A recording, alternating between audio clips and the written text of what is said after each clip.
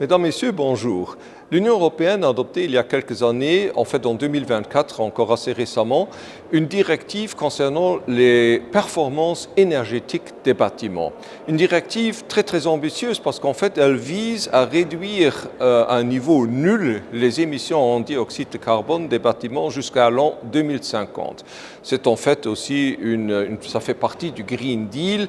Le Green Deal, c'est un projet idéologique en fait qui veut réduire toutes les émissions de dioxyde de carbone de l'Union européenne à un niveau nul dans des délais très rapprochés.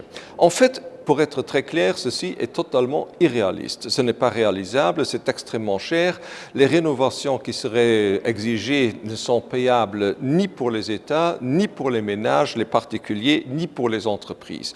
Il y a une clause de révision qui est prévue dans cette directive, mais cette clause de révision est fin 2028. Donc il faudrait attendre encore très longtemps pour pouvoir réévaluer cette directive et peut-être l'adapter aux réalités. J'ai donc proposé d'avancer cette date de 30 mois pour mi-2026. Donc déjà l'année prochaine, nous pourrions peut-être rediscuter de cette directive et l'adapter à des réalités écologiques, économiques, financières, des particuliers, des entreprises et des États.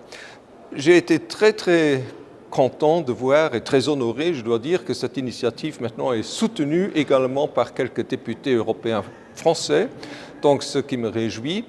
Et nous allons voir comment la Commission et mes collègues au Parlement européen réagiront à cette initiative. Nous avons réussi déjà à faire quelques aménagements en ce qui concerne les voitures électriques et les voitures à moteur de combustion. J'espère que nous pourrons maintenant également réaliser des progrès rationnels, défendables dans le domaine des bâtiments et des chauffages. Merci pour votre intérêt et j'essaierai de vous tenir au courant. Merci beaucoup.